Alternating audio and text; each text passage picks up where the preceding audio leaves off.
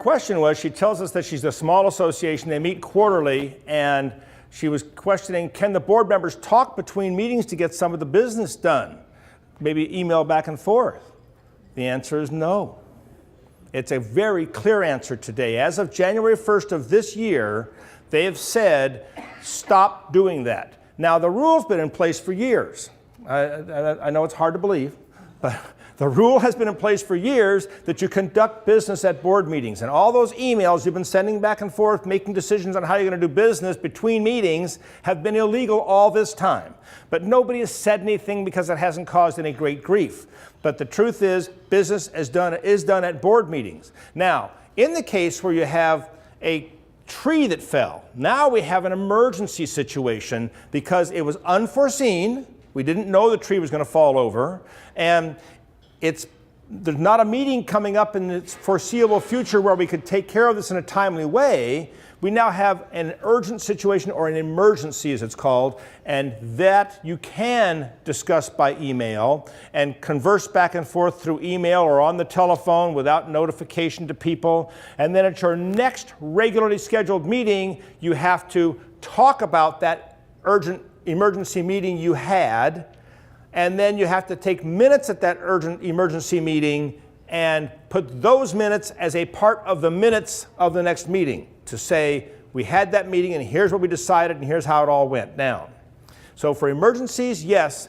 For regular routine business, no. And I can tell you, there's a little tiny 16-unit association that I oversee a little bit of in Desert Hot Springs where they were meeting quarterly. The board members all live in Los Angeles.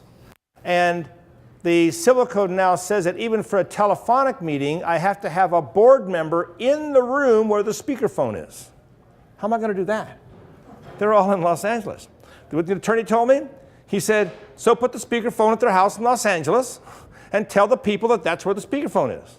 That was about as dumb an answer as you could get, but that's the answer I got. And I don't like it, but that's the way they're thinking. They're just as upset with the legislature as you and I might be with some of the rules they've made that tie our hands behind our back and then ask us to get some work done.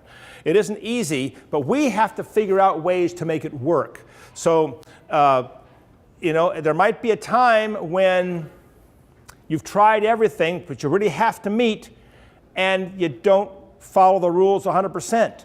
Don't do it as a standard course. In an emergency, you may have to do something. I do recommend when you have quarterly meetings in particular, or even meetings every other month, you would do yourself a favor to have a board member or a collection of board members being less than a quorum that is appointed as your executive committee to make decisions on behalf of the association within certain parameters so that the business can get done. So let's say I've got a table here, I've got 5 people at this table, this is my board, and they're going to have quarterly meetings. We might decide that these 2 are going to be my executive team. Now they can talk to each other all day long and decide on how the business gets done. As a board, we want to look to the 2 we appoint and make sure we trust them and that we have faith in them. And we express that faith. Don't be nervous about making those decisions. We're asking you to make those decisions. We trust that you'll make good decisions on behalf of the association. That's why you were selected. And then let them get the business done. They can work with your manager can work with them. It makes life really nice.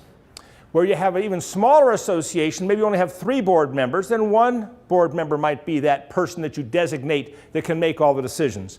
And then you set the parameters. You're limited to spend not more than $50,000 at a block. Well, that's a lot of money, but you see my point. You set a parameter. It might be $1,000, it might be $5,000, depending on what kind of emergencies you expect to come up and what kind of authority you want that board member to have. But you also have to put faith in that fellow board member that they're not going to make a decision that you wouldn't make if you were all standing there together. And if that board member chooses to make decisions that, as you get back together at a board meeting, you realize, holy smokes, you should never have done that. That was an inappropriate decision. You straighten it out, you help give corrective action, and you move forward. Or you change who's going to make those decisions. But yeah, normal routine business is always done at board meetings now. He asked if we can have teleconference or video conference meetings between meetings or when people are out of town. In his case, the board takes off for 6 months. Absolutely. But the thing that they've said is when you're going to have that meeting, a board member has to be in the room where a speakerphone would be so that homeowners can come and listen to your board meeting. And it unfortunately can't be the manager. I'm fighting a battle right now. I'm going to try and get on with this legislature and let them know how ridiculous that rule was. But apparently there was some shenanigans going on someplace, and they decided to solve that problem, make sure a board member's in the room. But unfortunately, there's cases where it can't happen. I was at a meeting for one of our associations in Palm Springs where they actually bring a computer into the room, and the one board member who's rarely ever at the meetings is on the computer screen, and it's video conferencing, and it works very well. So those methods of getting your meetings happening are valid methods.